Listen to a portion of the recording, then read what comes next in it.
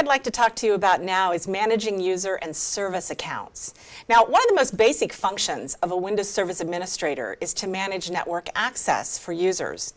Every day, users have to access the network to share files, to print documents, and to get to the internet.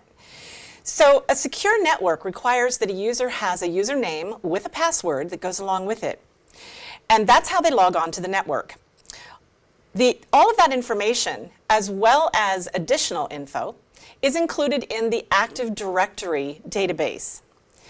Since the user account is the user's key to accessing everything in your environment, you'll find that it becomes a daily task that you need to work with these user accounts. You'll be creating them, you'll be deleting them, you'll be disabling them temporarily. You'll need to assign rights to these accounts so that people have access to specific resources out on the network. So we're going to take a look at all the aspects that go along with this. Now, the other type of accounts that you work with are service accounts. Just as with users, services and applications have a need to access resources on the network. Those accounts are referred to as service accounts. The accounts in Windows Server 2012, we actually can create a specific kind of account called a managed service account. Now, that makes it easier to maintain accounts for multiple applications across multiple servers. These managed service accounts remove a lot of the headaches that we've had with previous versions of the operating systems when we were trying to manage services. So in this lesson, we're going to take a look at how to work with both kinds of accounts. Because you'll work with user accounts more often than with service accounts, and we're going to cover those first in this topic.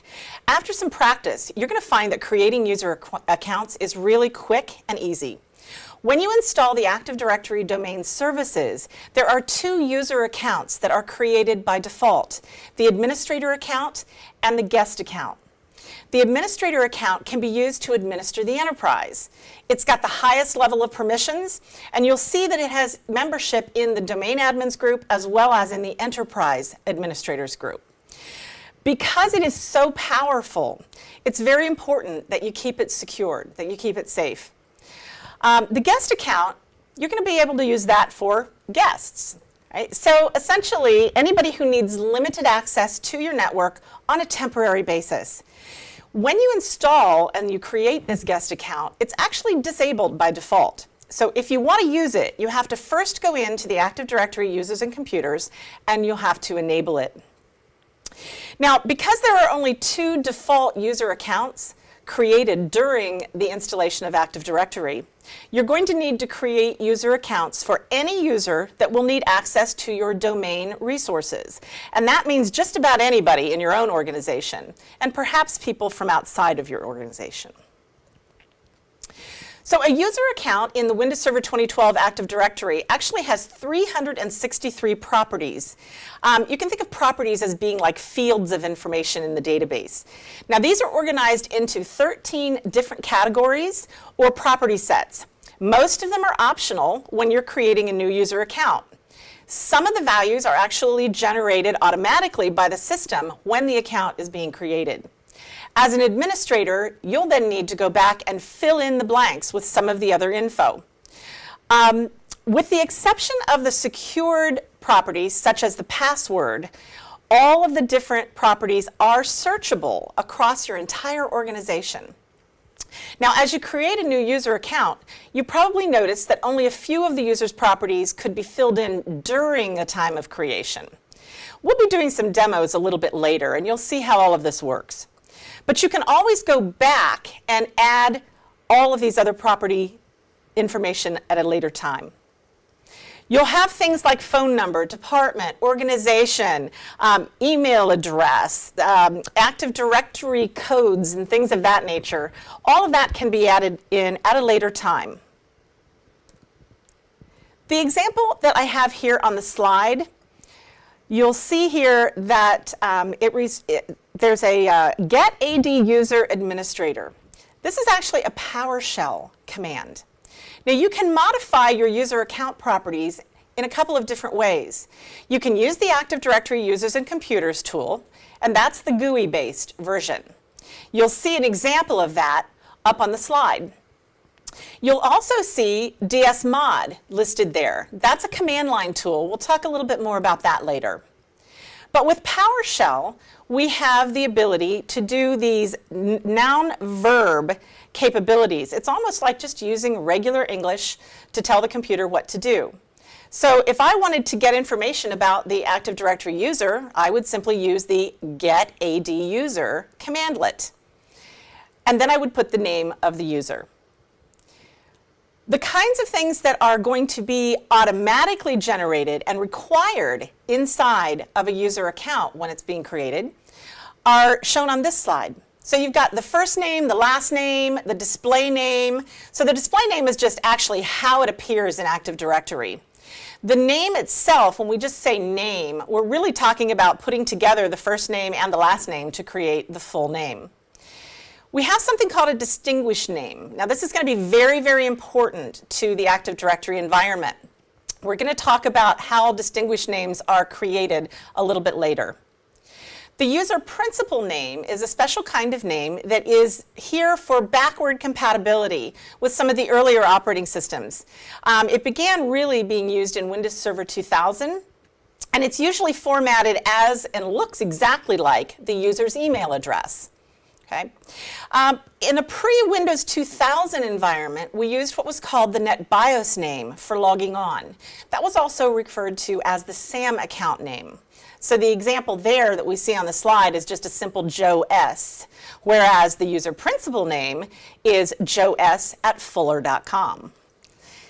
Now you can create new user accounts using a number of different tools, all of which we are going to be looking at in this course. Active Directory Users and Computers has a new user wizard. There's also a new graphic interface tool that came around with Windows Server 2008 that still exists, and it's called the Active Directory Administrative Center. Now, the Administrative Center allows you to do pretty much everything that Active Directory Users and Computers allows you to do, but it gives you additional capabilities as well. Some of those we'll be talking about later on in this class. We're going to be taking a look here at PowerShell commandlets and how we use those to create user accounts and to modify and work with those accounts. One thing I do want to point out to you about PowerShell, as we move through the course and all of the different topics, I'll be referencing PowerShell commandlets that match the GUI methods of doing things. The main reason that I'm doing this is because if you are preparing for an examination, you'll be expected to know not just the GUI methods of doing things, but also the PowerShell commandlets and the syntax for doing those same kinds of tasks. PowerShell is really important because it gives you the ability to automate things and to script things out. So it's important to know how to do things both ways. You'll be tested on both. We'll also be taking a look at some of the directory service commands that have been around for a while. They are being deprecated out or removed by Microsoft from the operating system moving forward, but they still are useful, so we'll make sure that you know about those. The net command is not new, but it can now be used for creating domain level user accounts. And then we have two final tools that are listed here that we'll take a look at. The CSVDE and the LDIFDE or LDIFDE. We're going to look at each of these. PowerShell 3 is the version of PowerShell that comes with Windows Server 2012. And this has given us some new commandlets for managing the Active Directory environment, specifically user accounts. You'll see 5 of those listed here. Now these are certainly not all of them that are available, but I wanted to just give you kind of a preview. GetAdUser would let you find information about various user accounts based on search criteria that you type in. GetAdUser resultant password policy would pull the password policy that would apply to that specific user. New AdUser creates an account, remove AdUser, removes the account. And then setAdUser is the commandlet that you would use to modify the Active Directory user account's property sheet. So let me use the getAdUser commandlet to show you the syntax for some of the common kinds of commands that you would do, or the things you would do with PowerShell. The first example retrieves information about the administrator account. So it's just very simple. GetAdUser followed by the name of the account. The next example uses the -filter parameter to get all of the Active Directory users. We're using -filter with an asterisk here, which is a wildcard. The next example would find all of the users in the city of Lusaka. Note that the entire filter condition is actually enclosed in single quotes, and then the city of Lusaka is in double quotes. The next example would find all of the users whose last names begin with a W. If you're unsure about the actual name of a property, or you'd like to see a complete list of the properties, use the dash properties parameter. In this example, since all of our user accounts will have the same properties, just different values, we can do a search on only the administrator account.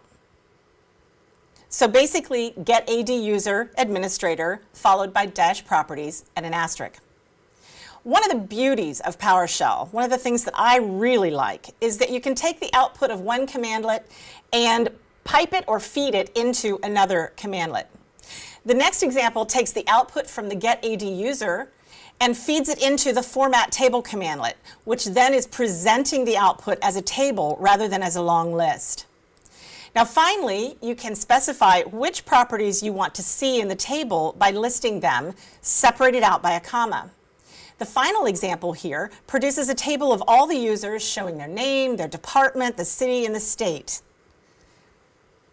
Now, if you want to get more information about PowerShell, if you're really new to it, there's a link here on this slide that will take you to getting started with PowerShell out on Microsoft's TechNet.